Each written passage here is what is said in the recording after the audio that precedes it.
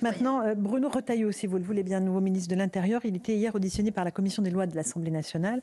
Il est revenu avec beaucoup d'émotions, ce qui est assez surprenant pour un ministre de l'Intérieur qui, normalement, doit rester de marbre, sur le meurtre de Philippine. Et il a fait part d'une histoire personnelle. Écoutez-le. Je pensais même, puisque c'est l'affaire Philippine, il se trouve que, vous voyez, j'ai été touché personnellement. Voilà, parce que j'ai perdu un ami, celui qui l'a assassiné, 3 OQTF, depuis plus de 10 ans sur le territoire français, irrégulièrement. Il brûle la cathédrale de Nantes. Hein. Et ensuite, il trouble psychologique grave, tel point que la garde à vue, le soir de l'assassinat, est déclarée incompatible avec sa santé mentale. Et on m'explique, à l'époque, de la justice, de l'Intérieur, il n'y a pas de défaillance de l'État. Jamais je n'entendrai ça.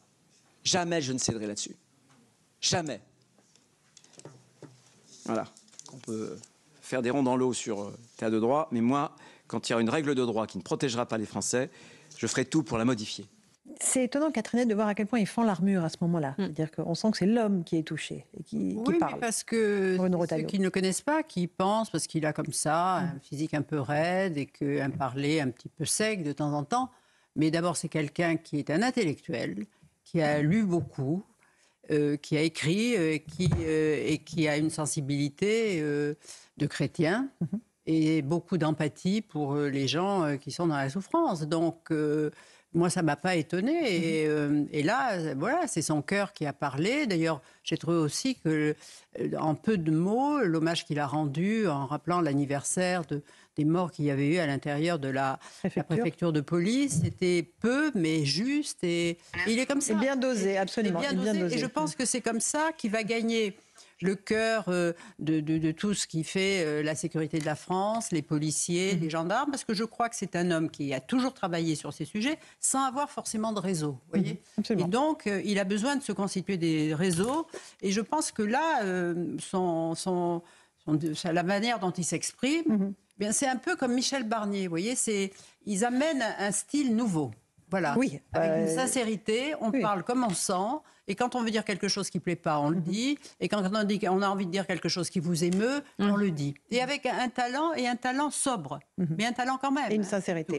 Voilà. Eugénie Bastier, Bruno Retailleau qui a été sous le feu des critiques de la gauche toute la semaine. Il y a d'ailleurs une tribune collective avec 170 parlementaires qui le soutiennent, qui est publiée aujourd'hui dans le Figaro. Oui, d'ailleurs, il fait un bond de 12 points dans un sondage aujourd'hui. Alors que Gabriel Attal, lui, dégringole de 8 points. Donc on voit qui est plébiscité. Gabriel Attal qui était un peu dans une posture assez progressiste depuis qu'il est sorti du gouvernement et qui s'est fait tacler sévèrement par Michel Barnier. Je pense que ça lui a fait très très mal du point de vue de son image. Et Retailleau qui assume une ligne, en tout cas dans les mots, dans les paroles, très ferme et un discours de vérité. Je pense que sur ces sujets d'insécurité et d'immigration, je pense que les Français sont prêts à entendre que ça va être difficile, que ça va être compliqué, que peut-être qu'on n'aura pas demain la solution à tous leurs problèmes, mais ils ont besoin d'un discours de vérité, qu'on arrête de leur cacher des choses, de minimiser certains sujets. C'est ça qui crée de la défiance et de l'impatience et de la colère chez les Français. Je pense qu'ils peuvent comprendre que du jour au lendemain, on ne va pas virer 100% des OQTF et on ne va pas arriver à 0 crime en France. Mais ils ont besoin d'avoir un discours de vérité et Bruno Retailleau leur offre, c'est déjà pas mal. Donc ça coïncide avec l'attente des Français, ce type de discours, lui. Non mais Eugénie a raison et je trouve que Bruno Retailleau parle avec des mots très simples, c'est-à-dire que tout le monde comprend ce qu'il dit. On n'a pas l'impression qu'il fait un coup de menton. Ce qu'il dit là, il l'a toujours dit, il l'a dit il y a 2 ans, il l'a dit il y a 1 an. Ensuite, la difficulté à laquelle il va être confronté, vous avez raison de dire que les Français sont conscients que c'est complexe, mais il met quand même la barre très très haut. Il va falloir quand même un certain nombre de résultats. Donc ce que je sais, c'est que il est en train d'identifier un certain nombre d'actions pour lesquelles il peut y avoir des effets assez rapides, notamment sur le volet migratoire. C'est pour ça qu'il est en ce moment à un G7 des ministres de l'Intérieur à Naples. Et puis il est en train en fait, il essaye d'imaginer des choses qui n'ont pas encore été essayées en France. Et donc ça demande un peu de créativité, un peu d'inventivité. Mais objectivement, moi je pense qu'il peut obtenir des résultats. Il s'appuie sur un exemple que je trouve intéressant, il le dit quasiment à chaque fois, Bruno Retailleau, c'est sur l'exemple de Giorgia Meloni. Tout le monde lui riait au nez quand elle est arrivée, tout le monde disait qu'elle était nulle, que son pays allait être placé sous la tutelle du FMI, qu'elle était complètement criblée de dettes, qu'au niveau migratoire, elle n'arrivait à rien faire. Et Darmanin dit ça aussi. Absolument. Oui, bien sûr, on se rappelle comment il l'avait traité. Et en fait, je pense qu'il y a quelque chose de très fort, d'ailleurs, je crois que c'est vous qui m'avez dit ça, Catherine, tout à l'heure, c'est la force du discours. Giorgia Meloni, un des impacts très forts, c'est qu'elle a dit aux migrants, vous n'êtes plus les bienvenus chez nous, et ça a eu un impact. Alors derrière, Elle a négocié des accords financiers avec la Tunisie, avec l'Égypte, avec un certain nombre de pays du Maghreb. Mais en tout cas, la volonté politique affichée de manière constante, et de manière très claire, peut avoir un impact. Oui, et quand il y a de la fermeté, il y a quand même un résultat. Alors c'est vrai qu'elle a négocié avec la Tunisie, avec l'Albanie, pour dispatcher un peu, mais elle ose dire aussi qu'elle a besoin de migrants, 400 000 d'ici 5 ans, mais qu'elle ne veut pas de musulmans. Elle n'en veut pas. Elle le dit aussi clairement que ça. Alors évidemment, parce qu'elle veut des Ukrainiens, 100 000, elle le dit.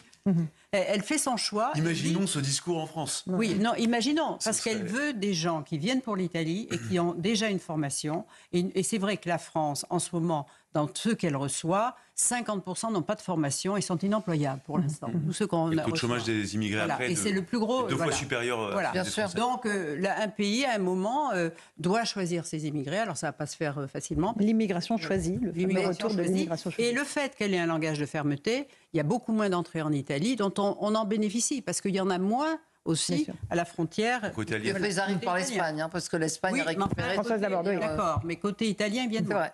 Françoise Laborde, sur ce discours de fermeté. Non, mais je crois, oui, en effet, que ça a un impact extrêmement important et que aujourd'hui les réseaux mondiaux font qu'en effet, dès qu'on sent qu'il y a un pays qui a un appel d'air, ça va. Il y a des pays qui n'offrent, par exemple, aucun bénéfice d'aucune sorte aux migrants. C'est le cas du Portugal. Quand vous avez des migrants qui vont au Portugal, ils n'ont pas d'aide, ils n'ont pas de logement. Ils n'ont rien, donc même quand l'Europe leur demande s'ils doivent prendre des migrants, ils disent d'accord, ok, très bien, envoyez-les, et puis les migrants, ils restent pas. Parce qu'en effet, au Portugal, il n'y a aucun système d'aide, de soutien et d'accueil, et donc ils repartent aujourd'hui. Donc on est dans un système où, en effet, l'accueil, le soutien, l'aide, qu'elle soit financière, médicale, etc., incite à venir ici plutôt qu'ailleurs. Et puis regardez, il n'y a pas très longtemps, l'Allemagne a décidé, par exemple, de renforcer le contrôle à ses frontières. Ils l'ont fait tout seul, sans demander l'avis de personne. Comme d'ailleurs, à son époque, Mme Merkel avait décidé d'ouvrir les frontières sans demander l'avis de ses partenaires européens. Et ça finit par avoir un impact. Donc oui, quand certains pays affichent très clairement leur politique, ça a un impact sur les flux migratoires. Et c'est peut-être pour ça que Bruno Retailleau crante bien l'opinion publique, Catherine. Oui. Non, mais en ce moment, on ne se rend pas compte du changement d'évolution de la population vis-à-vis dans beaucoup de pays européens. Alors l'Allemagne, qui avait accueilli avec Angela Merkel près d'1 million de Syriens, mais là, il s'aperçoit de la montée de l'extrême droite, d'abord de beaucoup de désordre dans les villes, d'insécurité. Et là, c'est paru, fin août, c'était, le chancelier Scholz a renvoyé 23 Afghans qui sortaient de prison, non pas un charter, il y en avait 23 dans un avion du Qatar, en négociant avec le Qatar, qui ont été déposés non pas en Afghanistan mais au Pakistan, et après eux de se débrouiller, parce qu'il n'y a pas de... Nous, on choisit de donner l'asile aux Afghans, donc on les accueille, et peut-être que ceux qui viennent...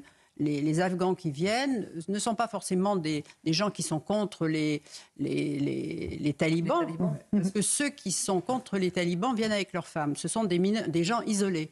Et donc, on a quand même des largesses avec les migrants qu'il va falloir revoir. Merci à tous les quatre d'avoir participé à Punchline sur CNews et sur Europe 1. Tout de suite, on joue Pierre de Villeneuve, d'ailleurs, pour le menu d'Europe 1 Soir. Bonsoir Pierre.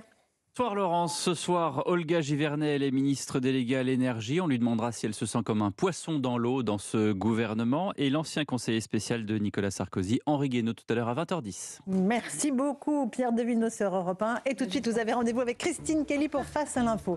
Bonne soirée.